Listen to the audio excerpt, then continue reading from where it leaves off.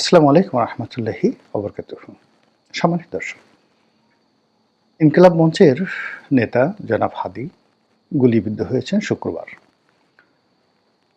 এবং তার মস্তিষ্কের যে স্থানটিতে গুলির আঘাত লেগেছে এটি অত্যন্ত স্পর্শকাতর। এই মুহূর্তে তিনি জীবন মৃত্যুর সন্ধিক্ষণে আছেন।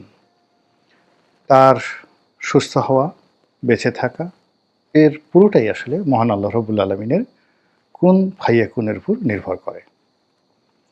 ইন জেনারেল যদি সাধারণ অবস্থায় হতো বা এই জনাব হাদী তাকে যেভাবে গুলি করা হয়েছে এটি যদি কোনো আমজনতার উপর করা হতো স্পট সঙ্গে সঙ্গে তার মারা মানে যাওয়াটা অনিবার্য ছিল। কিন্তু যেহেতু তিনি সেলিব্রিটি, তাকে বাংলাদেশের যতটা সম্ভব সর্বোচ্চ চিকিৎসা দেওয়া হয়েছে। প্রথমত ঢাকা মেডিকেল কলেজের যে ওয়ান স্টপ সার্ভিস, আমি মনে করি যে এটা one of the best service in the world. আপনারা হয়তো অনেকে সিঙ্গাপুরের কথা বলবেন, অনেকে ইংল্যান্ডের কথা বলবেন, আমেরিকার কথা বলবেন। কয়জনের অভিজ্ঞতা আছে আমি বলতে পারবো না। কিন্তু ওই সমস্ত দেশে পুরো চিকিৎসা ব্যবস্থার উপরে কাজ করার আমার সুযোগ হয়েছে। মানে চিকিৎসা ব্যবস্থার উপর কাজ করার সুযোগ হয়েছে। বলেই ফেলি যে আমি বিশ্ব স্বাস্থ্য সংস্থার ফেলো হিসাবে অনেকগুলো কোর্স আমি করেছি এবং সেই কোর্স করার জন্য পৃথিবীর অনেকগুলো উন্নত দেশের হসপিটালে আমাকে কাজ করতে হয়েছে। এবং এইগুলোর মধ্যে ধরেন adolescent health, safe pregnancy, newborn baby, reproductive health, এই বিষয়গুলো নিয়ে আমি আসলে পড়াশোনা করেছি WHO-র তত্ত্বাবধানে। তো বুঝতে পারেন যে আমি উন্নত দেশগুলোর চিকিৎসা ব্যবস্থা সম্পর্কে কতটুকু জানি। আবার উন্নত বিশ্বে যারা চিকিৎসা ব্যবস্থা সম্পর্কে জানেন তারা ঢাকা মেডিকেল কলেজের চিকিৎসা ব্যবস্থা সম্পর্কে জানেন না। আমি এবং আমার পরিবার সেই 91-92 সন থেকেই আমাদের যত মেডিকেল সেবা, চিকিৎসা সেবা আমরা ঢাকা মেডিকেল থেকে নেই। আমি, আমার স্ত্রী, আমার সন্তান-সন্ততি, আমার বাবা, মা সবাই। এবং সে অর্থে আমার কাছে মনে হয় যে ঢাকা মেডিকেল কলেজের যে জরুরি বিভাগ, এরকম মানবিক জরুরি বিভাগ আমি পৃথিবীতে কোথাও দেখিনি। আর এই জরুরি বিভাগের মধ্যে আবার এখন ইদানিংকালে যে ওয়ান স্টপ সার্ভিস হয়েছে, সেই ওয়ান স্টপ সার্ভিসের যে সেবা, এটার সঙ্গে আমি যে পৃথিবীর উন্নত দুনিয়ার যে চিকিৎসা দেখেছি, মানে তুলনাই করা যায় না। যে মানবিকতা, যে আন্তরিকতা এটা রয়েছে। ঢাকা মেডিকেল কলেজের যে আইসিইউটা রয়েছে, এই আইসিইউর মতো এরকম মানবিক আইসিইউ পৃথিবীতে আর কোথাও দেখিনি। জাস্ট অতীতে বহুবার সেবা পেয়েছি। একেবারে সাম্প্রতিক একটা ঘটনা বলি। আমার একটা বাগান বাড়ি আছে, সেই বাগান বাড়ির কেয়ারটেকার আমাকে আব্বা ডাকতেন, বাবা ডাকতেন। গত 5 বছর ধরে তার পুরো পরিবার আমার সঙ্গে থাকে। তার স্ত্রী, তার 2টো শিশু সন্তান। ছেলেটার বয়স বেশি না, সম্ভবত 83-84 সনে বা 86 সনে জন্ম। হঠাৎ করে নিউমোনিয়া হলো, ফুসফুস আক্রান্ত হলো এবং তাকে ঢাকা মেডিকেলে ভর্তি করানো হলো। আমি নিয়ে গেলাম। তো এরকম একটা অবস্থা হলো, তার আইসিইউ দরকার এবং ওই মুহূর্তে যদি আইসিইউ না পেতাম তাহলে আমাকে, যাকে বলা হয় মানে ওই 1 ঘন্টার মধ্যে রাজু মারা যেত। তো যাই হোক, আমি সেই যখন ঢাকা মেডিকেলের একটা ইউনিটে ভর্তি করে আসলাম, বাসায় আসছি, 1-1.5 ঘন্টা পরে আবার হাসপাতাল থেকে টেলিফোন করলো যে অবস্থা খারাপ, যে কোনোভাবে ওকে একটা প্রাইভেটে নিয়ে আইসিইউতে ভর্তি করাতে হবে, নচেত রোগী বাঁচবে না। তো আমি পাগলের মতো চলে গেলাম ঢাকা মেডিকেল এর 3-4টি আইসিইউ যা আছে সবগুলোতে গেলাম। তো সবাই যেহেতু আমাকে চিনেন, আমি রেগুলার সেবা নেই, তারা প্রাণান্ত চেষ্টা করেন, কিন্তু সবগুলো আইসিইউ পরিপূর্ণ। পরে লাস্টে ওয়ান স্টপ সার্ভিসে গেলাম এবং সেখানে গিয়ে বললাম যে আমি একটা আইসিইউতে নেওয়ার জন্য তো আমার একটা সময় দরকার, আমার ছেলেটাকে একটু আপনি রাখেন। তো ওয়ান স্টপ সার্ভিসের ডাক্তার তারা রাজি হলেন। রাত্রি তখন বাজে 3টা। তো জেনারেল বেড থেকে আইসিইউতে ওয়ান স্টপ সার্ভিসের আইসিইউতে আনবো এমন সময়, যে আইসিইউতে আরেকটি আইসিইউ যেটা জেনারেল আইসিইউ, সেখানে আমি বলে আসছিলাম, সেখান থেকে টেলিফোন করলো যে স্যার আপনার জন্য একটা সিট ম্যানেজ করা গেছে, পাঠান। তো সেই রাজুকে আমি সেখানে ভর্তি রাখলাম এবং তাকে ভেন্টিলেশন দিয়ে অলমোস্ট 1 মাস 10 দিন সে ঢাকা মেডিকেল কলেজে হাসপাতালে ঢাকা মেডিকেলে তাকে চিকিৎসা সেবা দেওয়া হয়েছে, যদিও সে মারা গেছেন। কিন্তু 1 মাস 10 দিন এরকম একটা অসহায় দরিদ্র বিনামূল্যে আইসিইউ সেবা উইথ ভেন্টিলেশন সহ পৃথিবীর অন্য কোনো দেশে হতে কিনা আমি জানি না। তো সেই ঢাকা মেডিকেলে হাদিকে চিকিৎসা সেবা দেওয়া হয়েছে। তার প্রাথমিক যে ডেঞ্জারটা ছিল সেটাকে মানে দূর করা গেছে। এরপর এভার কেয়ারে নিয়ে সর্বোচ্চ চিকিৎসা দেওয়া হচ্ছে আধুনিকতা সহকারে। এখন তিনি বাঁচবেন কি বাঁচবেন না সংকটাপূর্ণ, তাকে বিদেশে পাঠানো হবে কি হবে না, বেগম জিয়াও সেখানে অসুস্থ, তাকে বিদেশে পাঠানো হবে হবে না, প্লেন আসবে আসবে না, মানে এগুলো একটা গেম চলছে, খেলাধুলা চলছে। আবার হাদিকে নিয়েও কিন্তু একই গেম চলছে যে এই তাকে একটু নেওয়ার মতো সুবিধা হলেই সিঙ্গাপুরে পাঠানো হবে। এবং এখন হাদি যে চিকিৎসা পাচ্ছে এর উপর আসলে চিকিৎসা হয় না, এখানে সিঙ্গাপুর নিলেও কোনো লাভ হবে না। তো এনিওয়ে, কিন্তু এটা নিয়ে আমরা নাটক করছি। সেই নাটকের বাইরে গিয়ে যে বিষয়টি নিয়ে আমি আজকে আলোচনা করব সেটা হলো যে হাদির এই গুলিবিদ্ধ হওয়াটা কোনো বিচ্ছিন্ন ঘটনা নয়, এটি একটি ম্যাটিকুলাস ডিজাইন। যারাই করেছেন তারা কেবলমাত্র হাদিকে হত্যা করার জন্য করেছেন, আই ডু নট বিলিভ। এটা এরকম একটা ডিজাইন করে করা হয়েছে যাতে করে এই মুহূর্তে পুরো নির্বাচন প্রক্রিয়াটির সঙ্গে যারা জড়িত তাদের সকলের মনে ভয় ধরিয়ে দেওয়া যায়, এবং সেটা কাজ করেছে। দ্বিতীয়ত, সারা দেশে একটা অস্থিরতা তৈরি করা যায়। তৃতীয়ত, এখানে যে সকল পক্ষ রয়েছে তারা পরস্পর বিরোধী যে ফাইট, সে ফাইট তারা করবে, একে অপরকে দোষারোপ করবে, এবং সেই কাজগুলো শুরু হয়ে গেছে। ফলে যারা এই কাজটি করেছে তারা শতভাগ সফল। আমরা দেখলাম যে এই ঘটনার দায় প্রথমে মির্জা আব্বাসের উপর চাপানো হলো, পরবর্তীতে দেখা গেল যে না, সেটা খাচ্ছে না। এরপরে এক পক্ষ বলার চেষ্টা করলো যে এই ঘটনা সঙ্গে সেই ডাকসু ভিপি সাদিক কাইম সে জড়িত, সেটাও খাওয়ানো গেল না।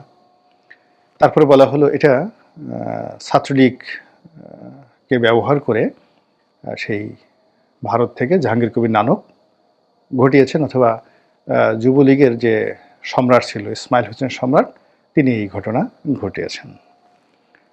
এবং সর্বশেষ এখন যেহেতু পরপর 3টি মিসাইল এটা বন্ধ হয়ে গেল এবং অকার্যকর হয়ে গেল। প্রথমটা হলো মির্জা আব্বাসকে কলুষিত করা, বিএনপিকে কলুষিত করা। দ্বিতীয়টা হলো সাদিক কাইমকে কলুষিত করা। আর তৃতীয় হলো জামাতের মাস্টার প্ল্যান। আর সেগুলো ব্যর্থ হওয়ার কারণে এখন যেটা হচ্ছে গরিবের বাউজ বা গরিবের ভাবি হিসেবে পরিচিত আওয়ামী লীগ। একেবারে কিছু যদি মানে কেউ যদি কোনো মনুষ্য বিষ্ঠা, মানে গু যেটাকে বলা হয়, মানুষের গু, কারো যদি টয়লেট থেকে গু হারিয়ে যায়, এখন সেটার জন্য এখন মানুষ আওয়ামী লীগের দায়ী করবে যে আওয়ামী লীগ এখন কোনো কাজ হয়, তারা মানুষের গু চুরি করে। এরা চুরি করতে করতে এত খারাপ হয়ে গেছে, এখন গু চুরি করা ছেলেদের কোনো কাজ নাই, অতএব এরা গু চোর। এই জিনিসগুলো একটা ট্রেন্ড চলে আসছে, গরিবের ভাউজ হিসেবে সমস্ত দায় দায়িত্ব আওয়ামী লীগের উপর চাপিয়ে দাও। এতে যারাই কাণ্ডটি ঘটিয়েছে তাদের যে কি পরিমাণ লাভ হবে এটা আপনি কল্পনা করতে পারবেন না। প্রথমত, এই ঘটনার দায় যদি আওয়ামী লীগের উপরে দেওয়া হয় তাহলে ধরে নিতে হবে যে আওয়ামী লীগের একটা বিরাট শক্তি আছে, মিলিটারি পাওয়ার আছে, এবং এই পৃথিবীতে এই এখন আমাদের যে বাংলাদেশে ক্রাইসিস টাইম রয়েছে, এই সময়টিতে যারা সবচেয়ে বেশি ভয় দেখাতে পারবে, ভয় সৃষ্টি করতে পারবে, তারাই বিজয়ী হবে। তো আওয়ামী লীগকে যদি আমরা সেই সুযোগটা দিয়ে দেই তাহলে আওয়ামী লীগ নাচতে থাকবে। তারা এই কাজের সাথে জড়িত বা জড়িত নয় ডাজ নট ম্যাটার, কিন্তু এই যে তাদেরকে ভয় পাওয়া হচ্ছে বা তাদেরকে যে ব্লেমটা দেওয়া হচ্ছে, এই ব্লেমে আওয়ামী লীগের মধ্যে একটা রীতিমতো খুশি বন্যা বয়ে যাবে। তারা বেকুবের দল নয়, তারা জিনিসটা বুঝতে পারে। এই গেল এক। 2 নম্বর হলো যে প্রকৃত অপরাধী যারা আছে, সেই প্রকৃত অপরাধী এই সময়টি থেকে নিজেদেরকে গুছিয়ে নেওয়ার সুযোগ পাবে, এবং তাদের সেকেন্ড এবং থার্ড ফোর্থ মিশন যে জিনিসগুলো তারা করতে চাচ্ছে সেইগুলো এই সময়টাতে আপনি করতে পারবেন। মানে ঘটনা হলো যে আপনার বাড়িতে চোর ঢুকেছে, চোর চুরি করে দক্ষিণ দিকে চলে গেছে, আপনি দৌড় দিলেন ঘর থেকে, একজন আপনাকে বিভ্রান্ত করে বলল যে উত্তর দিকে গেছে, আপনি উত্তর দিকে 10 কিলোমিটার দৌড়ালেন। তারপরে এমন একজন লোককে ধরলেন, হয়তো সে চোর, কিন্তু আপনার ঘরে সে চুরি করেনি, সে হয়তো অন্য বাড়িতে চুরি করে সে যাচ্ছিল, তাকে আপনি ধরলেন। বলেন তো আপনার কোনো লাভ হবে কিনা? লাভ হবে না। আপনি ক্রোধ মেটাতে পারবেন, সেই চোরকে মারতে পারবেন, কিন্তু আলটিমেটলি তার কাছ থেকে পণ্য সামগ্রী উদ্ধার করে সেগুলো আপনি আনতে পারবেন না। তো এখানে জনাব হাদিকে যারা গুলি করেছেন, আসলে সেই কর্মকাণ্ডের মোটিভ আগে জানতে হবে, যে এই কাণ্ডটা কে ঘটালো এবং এই কাণ্ডের ফলে কার লাভ হলো। এখন এখানে মোটিভ যদি সাধারণত পুলিশ যে কাজগুলো করে, ক্রিমিনোলজির যারা ছাত্র, যেহেতু আমি আইন বিজ্ঞান পড়াশোনা করেছি, কিছুটা হলেও ধারণা আছে।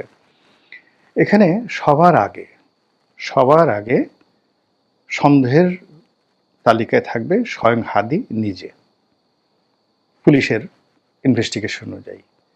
এরপরে তার প্রিয়জন, তার স্ত্রী, সন্তান, আশেপাশে যারা লোকজন আছে।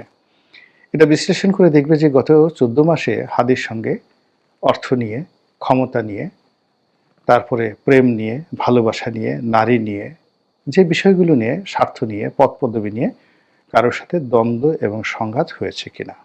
এটা হলো তাদের একেবারে প্রিলিমিনারি ইনভেস্টিগেশন।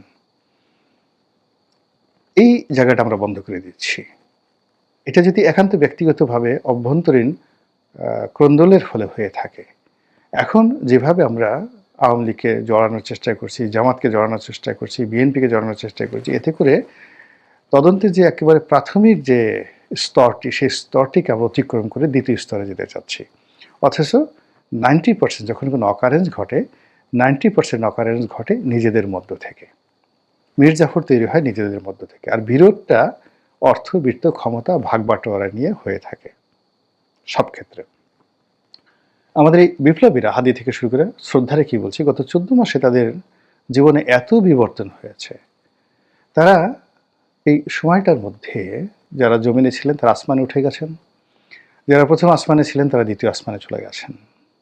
তাদের কথাবার্তা, আচার আচরণ পুরোটাই সীমা অতিক্রম করেছে। এই হাদি থেকে শুরু করে অন্য যারা আছেন, 14 মাস আগে, 15 মাস আগে আমরা তাদের কাউকে চিনতাম না, কিন্তু অ্যাজ ইট ইজ তারা এই সাম্প্রতিক সময় তাদের আচরণ, কথাবার্তার মধ্যে এতটা কর্তৃত্ববাদী ভাব চলে এসছে, এতটা ক্ষমতার দম্ভ চলে আসছে, যে তাদের অ্যাটিটিউড বা দৃষ্টিভঙ্গি বা অঙ্গভঙ্গি, বডি ল্যাঙ্গুয়েজ, এগুলো দেখলে মনে হয় বহু শতাব্দী ধরে বংশ পরম্পরায় তারা আমাদেরকে শাসন করছে এবং তাদের সেই কর্তৃত্ব আছে এবং দে ক্যান ডু ইট, এবং এটা কন্টিনিউ করবে তারা।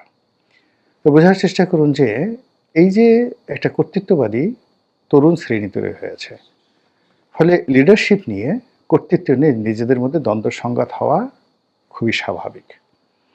আর যেখানে টাকা থাকে সেখানে নেশা থাকবে, যেখানে টাকা থাকবে সেখানে নারী থাকবে, বা নারী হলে সেখানে পুরুষ থাকবে, সেক্স থাকবে, ভায়োলেন্স থাকবে, তারপরে আরও অনেক কিছু থাকবে। তো এগুলো পুলিশি তদন্তের একেবারে প্রাথমিক স্তর। কিন্তু যেই মুহূর্তে আমরা তাকে বলে দিচ্ছি যে হাদির এই হত্যাকারী এই ছেলেটি একজন নাম, 2 নম্বরে সেই ছেলেটিকে আমরা আবার বলছি যে সে ভারতে চলে গেছে, 3 নম্বরে সেই ছেলেটি একসময় ছাত্রলীগ করত, তারপরে সেই ছেলেটি এই কয়দিন আগে একটা মামলাতে সে আসামি হয়ে গ্রেপ্তার হয়েছে, 17 লক্ষ টাকা নাকি সে ছিনতাই করেছে, অস্ত্রসহ ধরা পড়েছে র্যাবের হাতে, আবার সে জামিন পেয়ে গেছে, খুব অল্প সময় আবার জামিন পেয়ে এসে হাদির সঙ্গে তার ঘনিষ্ঠতা। তো এই হাদির সঙ্গে তার ঘনিষ্ঠতা, আবার একই সঙ্গে ওই সময়টাতে রাষ্ট্রপতির সঙ্গে, সাবেক আব্দুল হামিদের সঙ্গে তার ঘনিষ্ঠতা, বিভিন্ন মানুষের সঙ্গে তার ছবি ভেসে বেড়াচ্ছে। এখন কোনটা যে এআই দ্বারা করা আর কোনটা যে বাস্তব, এটা বোঝা যাচ্ছে না। মানে একজনকে আপনি পোর্ট্রেট বানিয়ে পুরো তদন্তটা আপনি শুধুমাত্র ওই দিকে ফোকাস করে দিচ্ছেন। আর এই সুযোগে যে আততায়ী, যদি ওই ছেলেও আততায়ী হয়ে থাকে, এটাও তার জন্য একটা বিরাট রিলিফ নিয়ে আসবে, এবং অন্য আরও অনেকগুলো, মানে যাকে বলে আততায়ী যারা আছে, উৎপেতে আছে, তাদের জন্য এই সময়টাতে বিশৃঙ্খলা তৈরি করার জন্য সুযোগ করে দেবে। বাংলাদেশে এখন যে অবস্থা চলছে তাতে পুরো রাজনীতির ময়দান ঘোলাটে, চারিদিকে অস্থিরতা, অনিয়ম, দুর্নীতি, অব্যবস্থাপনা এবং আমাদের চাহিদা প্রাপ্তি, এটার একটা যেটি বলা একেবারে পুলসুরাতের মতো অবস্থা, চাহিদা এবং প্রাপ্তি এমন একটা জায়গাতে আমরা পৌঁছে গেছি, আমরা হতাশ হতে পারছি না, আবার আশাবাদী হতে পারছি না। আমাদের একটা নির্বাচন লাগবে, ভীষণ রকম নির্বাচন লাগবে, এর কোনো বিকল্প নাই। কিন্তু সুন্দর একটা নির্বাচন হবে এই ব্যাপারে আমরা কেউ আশ্বস্ত হতে পারছি না। আবার নির্বাচন যদি হয়ে যায়, যারাই আসবে ক্ষমতায় তাদেরকে আমাদের পছন্দ হচ্ছে না, তাদের বিরুদ্ধে আমাদের অনেক অভিযোগ। বিএনপি বলছে যদি আওয়ামী লীগ আসে, জামাত আসে, এরা স্বাধীনতা বিরোধী, ৭১-এ এই কাজ করেছে, লক্ষ লক্ষ মানুষ হত্যা করেছে, মা বোনকে ধর্ষণ করেছে, এরা আবার ক্ষমতা এসে আরও বাজে কাজ করবে। বিএনপির বিরুদ্ধে জামাতের বক্তব্য হলো যে ওই লোক এই কাজ করেছে, ওই দল এই কাজ করেছে, তাদের ওটা ছিল এটা ছিল, নানা রকম দুর্নাম বদনাম করে, মানে যারা আগামীতে ক্ষমতার সম্ভাব্য ক্ষমতায় আসবেন তারা যদি একত্র হন, এতটা দুর্গন্ধগত ১৪ মাসে ছড়িয়ে পড়েছে যে আগামীর যে রাজনৈতিক নেতৃত্ব তাদেরকে দেখে বা তাদের মুখের দিকে তাকিয়ে আমাদের অন্তরে কোনো প্রশান্তি আসছে না, আমরা স্থির হতে পারছি না। রাজনীতির যে সকল শীর্ষ নেতৃবৃন্দ রয়েছেন তাদের সবারই একটা করে বাজে নাম হয়ে গেছে। একজনের নামের পিছনে আগে চলে আসছে সুম্মা অমুক, সুম্মা ড্যাশ, আরেকজনের নামের চলে আসছে পলিথিন ড্যাশ, আরেকজনের নাম হয়ে গেছে ৩ ইঞ্চি, আরেকজনের নাম হয়ে গেছে পাকিস্তানি বীর্যে সৃষ্টি হওয়া, জন্ম নেওয়া টোকাই ইউটিউবার, আরেকজনের নাম হয়ে গেছে মানে সুদি ড্যাশ, আরেকজনের নাম হয়ে গেছে মানে অসংখ্য, মানে আপনি এই পর্যায়ে যারা আছে, আরেকজনের নাম হয়ে গেছে মানে টিনের ছেলে কাউয়া ড্যাশ, ১ ২ ৩ ড্যাশ। মানে যখন আপনি সম্মান এবং মর্যাদার যে জায়গাগুলো সেই জায়গাগুলো প্রতিপক্ষ এইভাবে রংচং মাখিয়ে দিবে, বিকৃত করে ফেলবে, তখন প্রত্যেকটি লোক ইতিহাস থেকে হারিয়ে যাবে। আপনি মুক্তিযুদ্ধের সময় তাকান, দেখেন অধ্যাপক গোলাম আজম সাহেব, ইয়াহিয়া খান, টিক্কা খান, তাদের প্রত্যেকের যে পোর্ট্রেট বিকৃত করে দেওয়া হয়েছিল, ফলে একজন লোকও কিন্তু বাকি জিন্দেগি টিকতে পারেনি। ফলে আমাদের এই সমাজে যাদেরকে নিয়ে কার্টুন হয়, যাদের চেহারা বিকৃত করে দেওয়া হয়, যাদের ব্যক্তিত্বে চরিত্রে কালিমা লেপন করা হয়, অটোমেটিক্যালি সেই মানুষগুলো রাজনীতিতে ফিরে এসেছেন এবং ভালো কিছু করেছেন একটা সিঙ্গেল উদাহরণ আপনি দেখাতে পারবেন না। প্রত্যেকটা মানুষ রাজনীতি থেকে হারিয়ে গেছে, মানে তারা জীবিত আছেন কিন্তু তাদেরকে নিয়ে মানুষ ট্রল করছে, ঠাট্টা করছে, মস্কারা করছে, বাঘকে বিড়াল মনে করছে, হাতিকে ছাগল মনে করছে, ষাঁড়কে বা মহিষকে মনে করছে ইঁদুর। এরকম আমাদের সমাজে এই মুহূর্তে যত বড় বড় মানুষ সামনে দেখেন, প্রত্যেকটা মানুষকে ছোট করার জন্য নানা রকম উপাধি, নানা রকম যাকে বলা হয় ফেতনা ফ্যাসাদ, দুর্নাম বদনাম, এগুলো সব তৈরি হয়ে গেছে। ফলে রাজনীতি নিয়ে আমরা কোনো সুখকর স্বপ্ন দেখতে পারছি না, কিন্তু আমাদের দরকার, উই নিড ইট। সেকেন্ড হলো যে বর্তমান সরকারকে আমরা হারাতে চাচ্ছি না। অনেক পরিশ্রম করে আমরা পেয়েছি, অনেক শ্রম করে আমরা পেয়েছি, এবং আমরা সবাই জানি যে এই সরকার যদি চলে যায় বা আমরা যদি একে বিদায় করে দিই, এই সরকার যদি পতন হয়, আমাদের জন্য আরও মারাত্মক পরিণতি অপেক্ষা করছে। কিন্তু সরকারের যে কর্মকাণ্ড আমাদের ভালো লাগছে না, একেবারেই আমাদের অপছন্দ। এত ব্যর্থতা, এত দুর্বলতা, সব কিছু ধামাচাপা দেওয়া, একটার সঙ্গে আরেকটা মিলে আনানোর কারণে কি হচ্ছে, আমরা ধৈর্য রাখতে পারছি না সরকারের কর্মকাণ্ডে। ঠিক সেই অবস্থাতে যখন এরকম একটা হত্যাকাণ্ডের চেষ্টা চলে, এরকম একটা দুর্ঘটনা ঘটে, আবার সেটাকে নিয়ে প্রতিটি পক্ষ, যাদেরকে আমরা এমনি দেখতে পারি না, প্রতিটি পক্ষ যাদের কারো সম্পর্কে আমাদের সার্বজনীন কোনো শ্রদ্ধাবোধ নেই, কারো সম্পর্কে আমাদের বিশ্বাস নেই, প্রেম নেই, ভালোবাসা নেই, তারা যদি একে অপরকে ঝগড়া করে, তাহলে আপনার কাছে কেমন লাগবে বলেন তো? ধরেন রাস্তায় আপনি চলছেন, হাতে একটা লাঠি আছে, আপনি বা একটা আপনার অন্য কোনো অস্ত্র আছে, ৩-৪টি কুকুর, এই গতকাল কোনো একটা কুকুর হয়তো রাস্তায় হেগে গেছে, আপনি পাড়া দিয়ে পুরো কাপড় চোপড় নষ্ট করে ফেলেছেন, ফলে ওই কুকুরটার প্রতি আপনার অনেক রাগ। আর একটা কুকুর প্রতিদিন কোনো কাজ নাই করবে না, আপনাকে দেখলেই লেজ নাড়ে আর ঘেউ ঘেউ ঘেউ ঘেউ করে আপনাকে ভয় দেখায়। আর একটা কুকুর একটু তেজি, ও একদিন আপনাকে একটা দাবড়া নিয়ে দিয়েছে। এরকম হঠাৎ আপনি দেখলেন যে ৪-৫টি কুকুর এইরকম যারা সবার দ্বারা আপনি ডিস্টার্ব হয়েছেন, এরা পরস্পরের সঙ্গে ঝগড়া করছে, মারামারি কাটাকাটি করছে। তখন আপনার কাছে কেমন লাগবে বলেন তো? আপনি দাঁড়িয়ে কি চিন্তা করবেন? আপনি মারামারি বন্ধ করে দিবেন? বা চাইবেন যে এই জিনিসগুলো এরকম হোক? জাস্ট একটা বাজে জিনিস দিয়ে আমি উদাহরণ দিলাম। কিন্তু সমাজে যখন এখন প্রতিটি জিনিস যখন অস্বাভাবিক হয়, অসহ্যজনক হয়ে যায়, আর তখন যখন এই অস্বাভাবিক এবং অসহ্যকর বিষয়গুলো একে অপরের সঙ্গে দ্বন্দ্ব সংঘাত সৃষ্টি করে বা তৈরি করে, তখন পুরো সামাজিক পরিস্থিতিটা একটা দারুল হাবিয়া হয়ে যায়, জাহান্নাম হয়ে যায়, দোজখ হয়ে যায়। তো সেই দিক থেকে আমি মনে করি যে এই যে দুর্ঘটনাটা, জনাব হাদিকে নিয়ে যে দুর্ঘটনাটা ঘটছে, এটার প্রথমত কারণটা বের করতে হবে। এই ঘটনাটা কেন ঘটলো? ফার্স্ট দ্য রিজন, যদি আমাদেরকে বাঁচতে হয়, মাথা ঠান্ডা রাখতে হবে এবং এই রিজনটা বের করতে হবে। ২ নম্বর, কে করলো এই কাজটি? এর পিছনে কারা কারা আছে? কেন করলো এই কাজটি? এটা আমাদের বের করতে হবে। থার্ড হলো যে এটার আল্টিমেট গোল কি? এই কাজটি করা হলো, এই কাজটির পরবর্তী নেক্সট টার্গেটটা কি? সেই টার্গেটের জায়গাটা বন্ধ করতে হবে। তা না হলে যে আতঙ্ক ছড়িয়ে পড়েছে এখন জনাব হাদিকে কেন্দ্র করে রাজনীতিবিদদের মধ্যে, প্রার্থীদের মধ্যে, এমনকি সমাজে যারা সেলিব্রিটি রয়েছেন তাদের মধ্যে, এই ভয় অনেকটা ভাইরাসের মতো। মানুষের মধ্যে যে একবার আতঙ্ক ছড়িয়ে পড়ে, এটা শুধু বাড়তেই থাকে।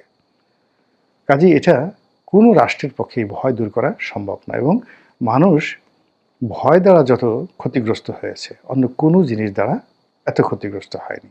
জামাতের উপর্যুপরি কৌশলে গত ১৪টি মাস ধরে প্রায় প্রতিটি ক্ষেত্রেই বিএনপি যেভাবে বিপর্যস্ত হচ্ছে, যেভাবে মেজাজ হারিয়ে ফেলছে, এবং যেভাবে বিএনপির শীর্ষ নেতৃবৃন্দ যারা রয়েছেন তারা কারণে অকারণে জামাতের বিরুদ্ধে বিষোদ্গার করছেন, এবং তার বিপরীতে জামাত একেবারে খামোশ হয়ে আছে, কোনো রকম কথাবার্তা বলছে না। এটা আপাত দৃষ্টিতে মনে হচ্ছে যে জামাতের কূটকৌশলের কাছে বিএনপির দৃশ্যত পরাজয় হয়েছে। আপনি যখন একটা জায়গাতে যুদ্ধ হয়, মৌখিক যুদ্ধ, স্নায়ুযুদ্ধ, সেই স্নায়ুযুদ্ধের মধ্যে যারা স্থির থাকতে পারে ধরে নেওয়া হয় তারা বিজয়ী, আর যারা খুব অস্থির হয়ে যায় ধরে নিতে হবে যে তারা পরাজিত হচ্ছে। তো সেই দিক থেকে গত ১৪ বা ১৫ মাস ধরে আমরা সেই বিএনপি শীর্ষ পর্যায়ে যারা নেতৃবৃন্দ রয়েছেন, ইনক্লুডিং জনাব তারেক রহমান সাহেব, তারা সকলে মিলে জামাতের ব্যাপারে তাদের যে মতামত, জামাতের সঙ্গে ঐক্য করা না করা, জামাতকে বন্ধু ভাবা বা শত্রু ভাবা, আগামী দিনে জামাতকে কিভাবে মোকাবেলা করার জন্য কর্মকৌশল তৈরি করা হবে, সেই বিষয়গুলো নিয়ে অন্তত ১০ থেকে ১৫ বার তারা তাদের সিদ্ধান্ত পরিবর্তন করেছে। কখনো তাদের মনে হয়েছে যে জামাতের সঙ্গে এই মুহূর্তে ঘাটাঘাটি করা যাবে না, আবার একটু পরে মনে হয়েছে যে না, তাদেরকে জলস্থলে অন্তরিক্ষে আঘাত করতে হবে, প্রতিযোগিতা করতে হবে, এবং তাদেরকে ছাড় দেওয়া যাবে না। কখনো জামাতের প্রশংসা করার চেষ্টা করা হয়েছে, আবার কখনো জামাতের সমালোচনা করা হয়েছে, এবং খুব নিষ্ঠুরভাবে সমালোচনা করা হয়েছে। উত্তরে জামাত যেটা করেছে সেটা হলো নীরব থেকেছে। তারা কখনো কোনো ব্যাপারে প্রতিক্রিয়া দেখায়নি। জামাতের আমির লন্ডনে বেগম জিয়ার সঙ্গে দেখা করতে গেছেন, তারেক রহমান সাহেবের সাথে হয়তো দেখা হয়েছে, এসে একেবারে সাধারণ সাদামাটা একটা বক্তব্য দিলেন যে লন্ডনে গিয়েছিলেন, এবং যেহেতু বেগম জিয়ার সঙ্গে দীর্ঘদিন রাজনীতি করেছেন, তো নেহাত সৌজন্যতাবশত তিনি তার সঙ্গে দেখা করতে গিয়েছিলেন। আবার বাংলাদেশে উনি যখন অসুস্থ হলেন, বিএনপির নেতৃবৃন্দ রয়েছেন, তারা তার সঙ্গে দেখা করতে গেছেন। জামাতের অন্য যে সকল নেতৃবৃন্দ হাসপাতালে ভর্তি হয়েছেন তাদের সঙ্গেও বিএনপি নেতৃবৃন্দ দেখা করতে গেছেন। ইতিমধ্যে বেগম খালেদা জিয়া যখন হাসপাতালে ভর্তি হলেন, এভার কেয়ার হাসপাতালে, এখনও তিনি সেখানে আছেন, সেখানেও জামাতের নেতৃবৃন্দ গিয়েছেন। কিন্তু এই সকল দেখা সাক্ষাৎ মোলাকাতের মধ্যেও তাদের মধ্যে স্নায়ুযুদ্ধ থেমে থাকেনি। বিএনপি খুব ভালো করে বুঝতে পেরেছে যে জামাত এখানে ৩ থেকে ৪টি টিম তৈরি করেছে, A team, B team, C team. তো এই সকল টিম তারা তাদের পরিচয় গোপন রেখে, কেউ হয়তো ছাত্র সংগঠনের মধ্যে, কেউ হয়তো পেশাজীবী সংগঠনের মধ্যে, কেউ হয়তো সাংবাদিকদের মধ্যে এমনভাবে মিশে আছে যে কোনটা জামাত, কোনটা বিএনপি, কোনটা এনসিপি, কোনটা ইনকলাব মঞ্চ বা কোনটা অন্য যে পেশাজীবী সংগঠনগুলো রয়েছে, এটি তারা বুঝতে পারছে না। বিএনপি এও বুঝতে পারছে না যে আওয়ামী লীগের সঙ্গে ভারতের সঙ্গে জামাতের কেমন সম্পর্ক আছে। বিএনপি এও বুঝতে পারছে না যে ডক্টর মোহাম্মদ ইউনূসের সঙ্গে জামাতের এই মুহূর্তে কেমন সম্পর্ক যাচ্ছে, এনসিপির সাথে সম্পর্ক কেমন, সেনাবাহিনীর সাথে সম্পর্ক কেমন, তা নিয়েও বিএনপির মনে যথেষ্ট সন্দেহ নানা বেঁধে উঠেছে। এর ফলে কি হলো, প্রায় প্রতিদিনই বিএনপির যারা লোকজন রয়েছেন তারা মেজাজ হারাচ্ছেন। অন্যদিকে জামাত এখানে কোনো প্রতিক্রিয়া তারা দেখাচ্ছেন না, মানে রিয়াকশন দেখাচ্ছে না, কিন্তু অ্যাকশন দেখাচ্ছেন। এবং জামাতের একটার পর একটা অ্যাকশনে বিএনপি রীতিমতো তছনছ হয়ে যাচ্ছে। যেমন ধরুন, শিক্ষা প্রতিষ্ঠানগুলোতে জামাতি অ্যাকশন, সেই অ্যাকশনে প্রায় সব জায়গাতেই জামাত যে ভূমিধস বিজয় অর্জন করেছে, তার সঙ্গে বিএনপি গোহারা হেরেছে। এরপরে ধরুন, পেশাজীবী সংগঠন, প্রেস ক্লাব নির্বাচন, এরপর বিভিন্ন সংবাদপত্রের সম্পাদক থেকে শুরু করে সাংবাদিকদের যে অংশটা পত্রিকার খবর নিয়ন্ত্রণ করে, তো সেখানে নামকাওয়াস্তে বিএনপির লোকজন হয়তো আছে বা দাপট দেখাচ্ছে, কিন্তু পত্রিকাগুলো জামাতের ব্যাপারে যে ভূমিকা পালন করছে এটি বিএনপি সামাল দিতে পারছেন না। মিডিয়াতে একই অবস্থা, মানে যেখানে টেলিভিশন টক শো থেকে শুরু করে সব জায়গাতেই মানে জামাত তাদের চতুর্থ স্তরের যে নেতৃবৃন্দ রয়েছেন এবং নতুন নতুন মুখ, এদের নামও কেউ শুনেননি, এদের ইতিপূর্বে দেখা যায়নি, তাদেরকে পাঠাচ্ছেন। এবং এ সকল জামাতি নেতাদের সঙ্গে বিএনপির শীর্ষ নেতারা অনেক সময় টকশোতে গিয়ে বসে ঝগড়াঝাঁটি করে একটা বিতিশ্রী কাণ্ড ঘটিয়ে ফেলছেন। এবং জামাত এটা খুব উপভোগ করছে, ভীষণ রকম উপভোগ করছে। জামাতের বেশ কয়েকজন শীর্ষ নেতা, এর মধ্যে যারা ওয়াজিন রয়েছেন, ওয়াজ করে বেড়ান, কয়েকজন সংসদ সদস্য প্রার্থী হয়েছেন, তারা বেশ কিছু বিতর্কিত মন্তব্য করেছেন যে আমার সেটা কিন্তু সামাল দিয়ে ফেলেছে। কিন্তু বিএনপির যে সকল নেতৃবৃন্দ রয়েছে, টেকনাফ থেকে তেঁতুলিয়া পর্যন্ত, এদের বেশিরভাগ প্রার্থী মূলত এখন জামাত বিরোধী হয়ে পড়েছে, ভীষণ রকম জামাত বিরোধী হয়ে পড়েছে, এবং তারা প্রকাশ্যেই জামাতের বিরুদ্ধে কথাবার্তা বলছে। আমি দেখলাম যে ডক্টর হেসানুল হক মিলনের মতো মানুষ, আন্দালিব রহমান পার্থর মতো মানুষ, তারপরে অন্যান্য যারা আছেন, মির্জা আব্বাস তো বলেই বেড়াচ্ছেন, তো সবাই জামাতের ব্যাপারে যে মুখ খুলছেন, এগুলো আবার তাদের বক্তব্যগুলো ভাইরাল হয়ে যাচ্ছে। ইট মিনস জামাত বিএনপিকে যথেষ্ট গরম করে দিতে পারছে, উত্তেজনা তৈরি করে ফেলতে পেরেছে, এবং বিএনপির মনে আতঙ্ক তৈরি করে ফেলেছে যে এই দলটি সব করতে পারে। এবং এখন বিএনপির সব লোক প্রকাশ্যে অপ্রকাশ্যে জামাতকে একটা গুপ্ত রাজনৈতিক দল হিসেবে আখ্যা দেয়। আর সেই গুপ্ত রাজনৈতিক দলের যে ছদ্মাবরণে সারা বাংলাদেশে বিএনপি যে কী করছে আর জামাত যে কী করছে, এটা কোনো পক্ষই বুঝতে পারছে না। বিএনপির মিছিল বড় হচ্ছে, মিটিং বড় হচ্ছে, রাত বিরেতে তারা ঘুরে বেড়াচ্ছে, আর জামাতের মহিলারা ঘরে ঘরে ঢুকে যাচ্ছে। এই বিপুল সংখ্যক মহিলা কর্মী বিএনপির নাই, এটা হল বাস্তবতা। 2 নম্বর হলো যে বিএনপির মেজাজ খারাপ করার জন্য বিভিন্ন জায়গাতে গিয়ে শুধুমাত্র চাঁদাবাজ এই একটি শব্দ তারা বলে ফেলছে। কখনো এবি পার্টির মাধ্যমে, কখনো নুরুল হক নুরুর মাধ্যমে, কখনো সেই চরমোনাই পীর সাহেবের মাধ্যমে, কখনো তাদের নিজেদের চতুর্থ স্তরের যে নেতা রয়েছেন তাদের মাধ্যমে, কখনো এনসিপির মাধ্যমে, আবার কখনো কখনো সরকারের যারা কর্তা ব্যক্তি রয়েছে তাদের মাধ্যমে। তো যখনই চাঁদাবাজ, জালেম এই শব্দগুলো মানে বিভিন্ন অ্যাঙ্গেল থেকে উচ্চারিত হচ্ছে, অমনি বিএনপি মেজাজ হারিয়ে ফেলছে। এবং বিএনপি বোঝানোর চেষ্টা করছে যে তোমরা আমাকে বা আমাদেরকে যত কথাই বলো না কেন, যে গোপনে খোঁজা মারার চেষ্টা করছো, এটা কিন্তু আমরা বুঝতে পেরেছি। এর ফলে কি হলো, এই ডিসেম্বর মাসে এসে যখন তফসিল ঘোষণা করা হলো, তখন বিএনপি এবং জামাতের যে বিরোধটি, এটি এখন রীতিমতো অহিনকুল দাগ কুমড়ার সম্পর্কের পর্যায়ে চলে গেছে, আর এখানে কোনো বন্ধনও সম্ভব নয়।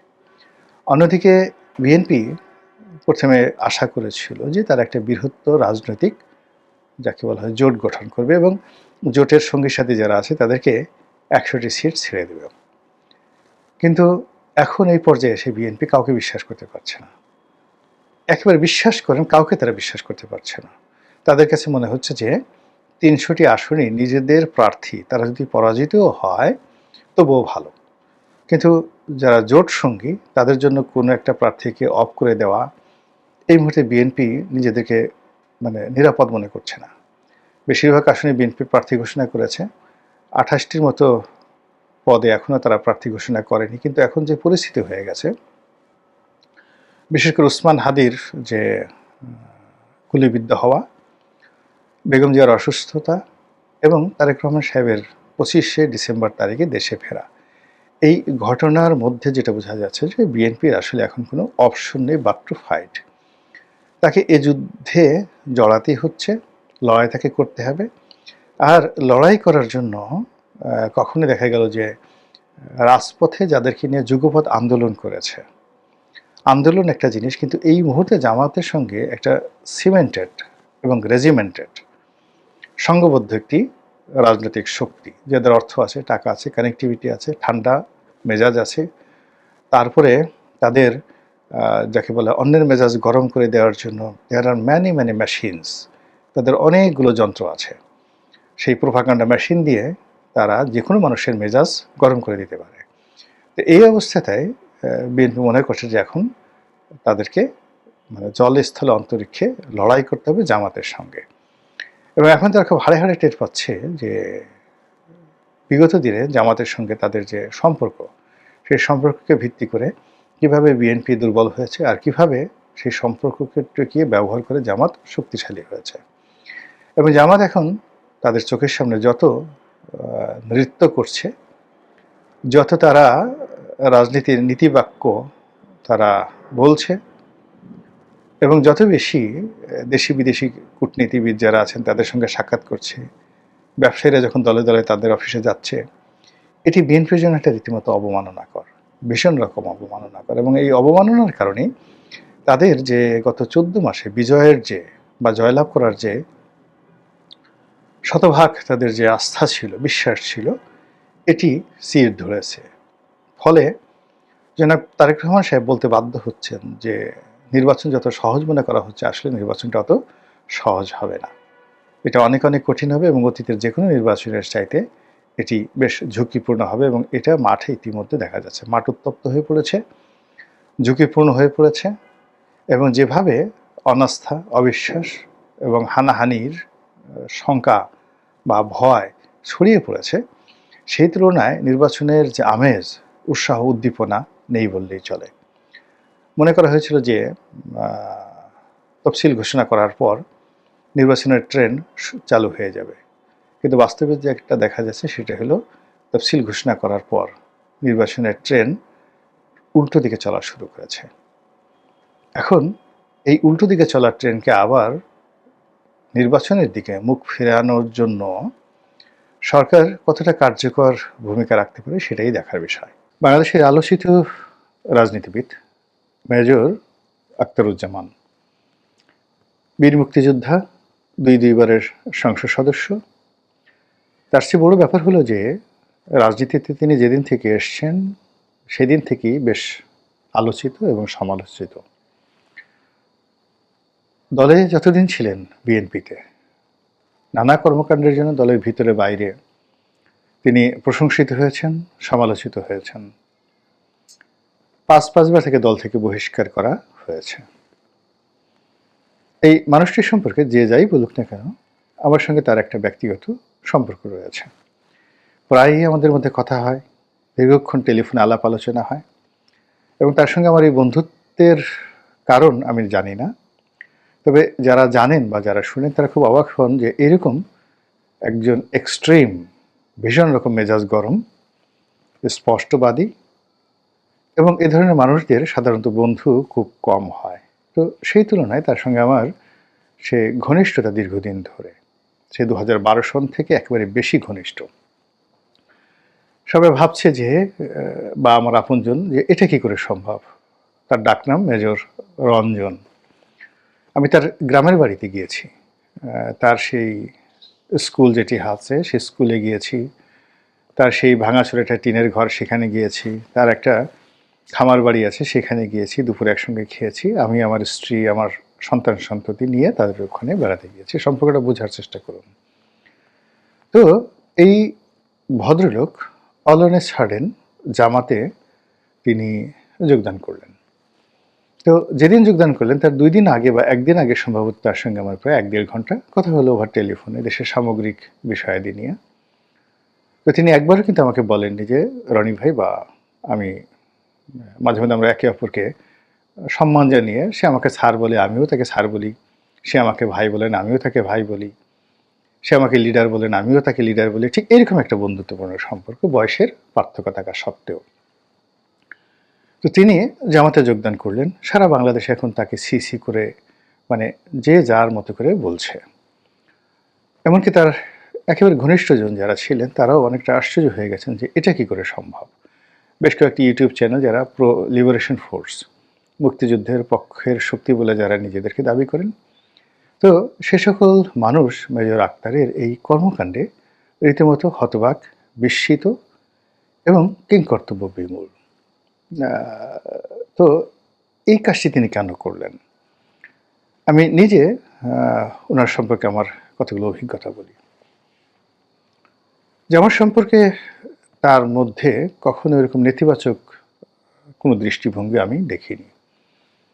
কিন্তু ৭১-৭১-এর মুক্তিযুদ্ধ, তারপর ৭১ কেন্দ্রিক যে বুদ্ধিবৃত্তিক চর্চা এবং পরিচর্চা, এই দুটো বিষয়ে তিনি ভীষণ রকম রেজিস্ট।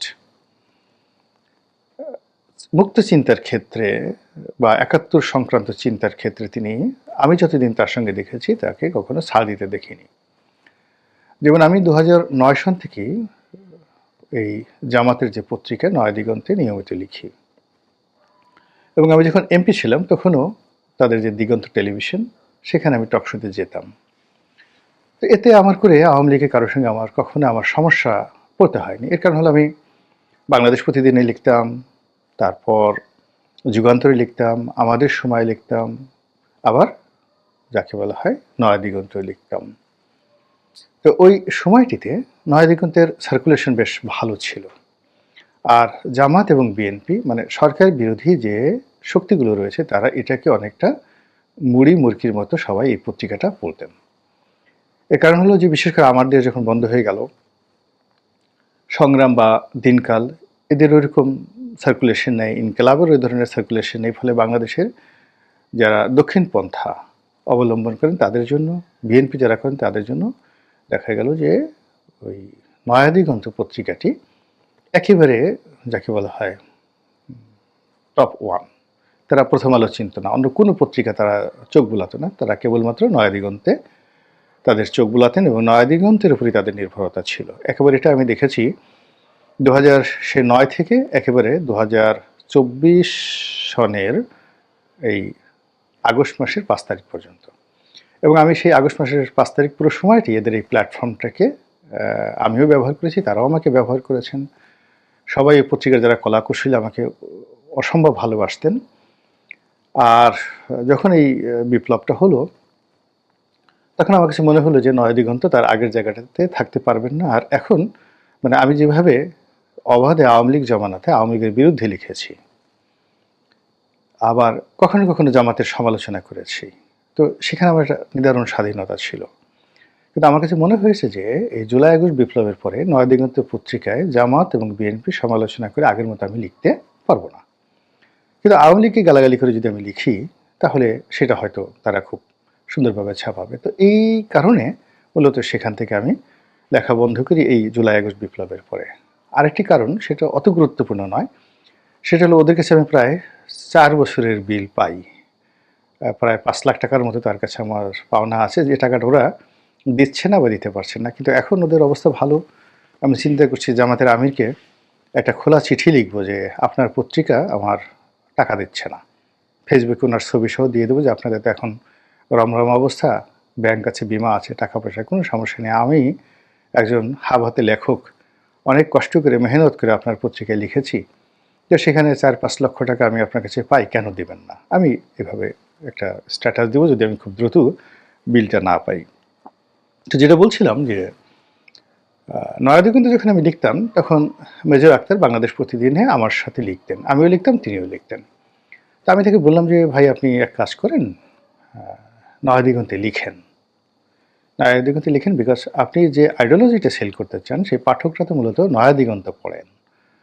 কিন্তু উনি বললেন যে না রে ভাই, এটা মুক্তিযুদ্ধ বিরোধী পত্রিকা, তারপরে জামাতের পত্রিকা, আমি এখানে লিখবো না। একইভাবে কিন্তু আমি এই নয়াদিগন্তে লেখার জন্য মাহমুদুর রহমান মান্না সাহেবকেও রিকোয়েস্ট করেছি। তো মান্না ভাই ইসলামী ব্যাংক থেকে লোন নিয়েছেন, এই ৩৮ কোটি টাকা তার লোন আছে, কিন্তু নয়াদিগন্তে লেখার ব্যাপারে তার নিদারুণ আপত্তি ছিল। এখন সেই মেজর আক্তার হঠাৎ করে যখন জামাতে যোগদান করলেন এবং তিনি তার জীবনের অনেক গুরুত্বপূর্ণ একান্ত ব্যক্তিগত, তিনি যথেষ্ট বয়স হয়েছে তার, তো একান্ত ব্যক্তিগত বিষয়গুলো আমার সাথে খুব গোপনে আলাপ আলোচনা করেন। কিন্তু এই যে জামাতে তার যে যোগদান, এই বিষয়টি নিয়ে তিনি আমার সঙ্গে কখনো আলোচনা করেননি। আমার কাছে যেটা মনে হয়েছে যে এক ধরনের ফ্রাস্ট্রেশন থেকে, এক ধরনের ক্রোধ থেকে তিনি এই যাকে বলা হয় জামাতে যোগদান করেছেন। তার নির্বাচনী এলাকাতে তার বিশাল একটা প্রভাব আছে, ভোটার আছে। দীর্ঘদিন ধরে তিনি ক্ষমতায় থাকার সময়তেও যেমন দাপট দেখাতেন, ক্ষমতা চলে যাওয়ার পরেও তিনি সেই দাপট দেখিয়েছেন। আওয়ামী লীগ জমানাতে দেখিয়েছেন, এখনও দেখাচ্ছেন। তার নির্বাচন এলাকা কেন্দ্রিক তার একটা প্রভাব প্রতিপত্তি রয়েছে। ২ নম্বর হলো তিনি খুব রাফ অ্যান্ড টাফ চলেন। তো একা একা দাঁড়ালেন, মানে তার সঙ্গে যদি আপনাকে ফাইট করতে হয় তবুও ১০-১২ জন লোক লাগবে। মানে এত লম্বা, এখনও যথেষ্ট শক্তি সামর্থ্যবান, সাহসও আছে। তো এত সহজ জিনিস নয়। ফলে তাকে মোকাবেলা করা, মানে নির্বাচনী এলাকাতে অনেকেই এই ঝুঁকির মধ্যে যেতে চায় না। তো তার বিভিন্ন সময়টাতে আমি দেখেছি যে তিনি মনে প্রাণে বিএনপিকে ভালোবাসেন। তো তারেক রহমান সাহেবকে শ্রদ্ধা করেন, আর বেগম জিয়ার ব্যাপারে তার যে শ্রদ্ধা, এটা বলতে গেলে আনকন্ডিশনাল, একেবারে আনকন্ডিশনাল। কিন্তু বিভাগীয় রাজনীতি, জেলার রাজনীতি কিংবা কেন্দ্রীয় যে বিএনপি রাজনীতি, সেই রাজনীতিতে তিনি বারবার প্রত্যাখ্যাত হয়েছেন, অপমানিত হয়েছেন এবং তিনি যে চিন্তা চেতনাগুলো করেন, যে কথাবার্তাগুলো বলেন, সেগুলো বিএনপি বিরোধী যারা লোকজন আছে তাদের খুব ভালো লাগে। আবার অনেকে দেখা যাচ্ছে তাকে তেল মারেন যে আরে বাপের বেটা, যা বলেছেন আরও বলেন, এরকমই বলা উচিত।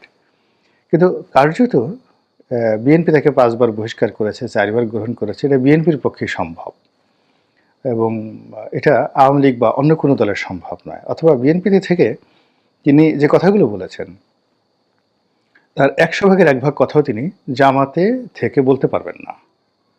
এটা একটা অসম্ভব বিষয়। এনিওয়ে তিনি সেখানে যে যোগদান করেছেন মূলত তারেক রহমান সাহেবকে একটা মেসেজ দেওয়ার জন্য,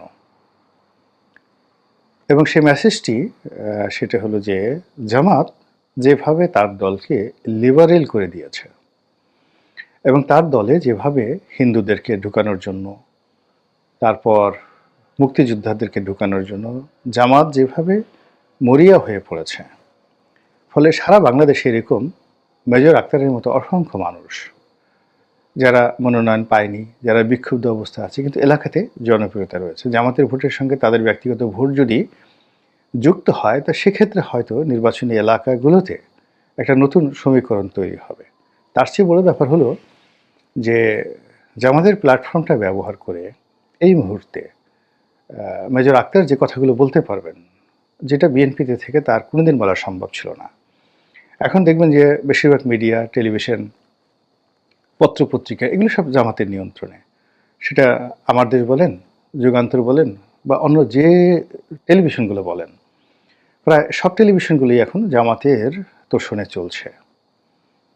সেখানে মেজর আক্তার তার যে ন্যারেটিভগুলো, সেই ন্যারেটিভগুলো যদি বিএনপি বিরোধী হয়, সেই ন্যারেটিভগুলো যদি তারেক রহমান সাহেব বিরোধী হয়, সেই ন্যারেটিভগুলো যদি হাওয়া ভবন বিরোধী হয়, সেই ন্যারেটিভগুলো যদি চাঁদাবাজদের বিরুদ্ধে হয়, অসততা, অন্যায়ের বিরুদ্ধে হয়, এবং এই কথাগুলো বিএনপির অন্য কোনো লোক মানে তাকে যে প্রোটেক্ট করবেন, চ্যালেঞ্জ জানাবেন, এরকম অবস্থা বিএনপিতে নেই। এটা একটা উদারপন্থী দল। আওয়ামী লীগ হলে সেটা অন্য কথা, বা জামাত হলে অন্য কথা।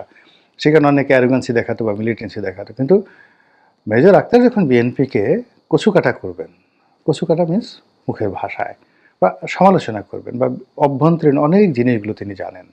একেবারে সে মুক্তিযুদ্ধ থেকে এ পর্যন্ত অনেক জিনিসগুলো জানেন।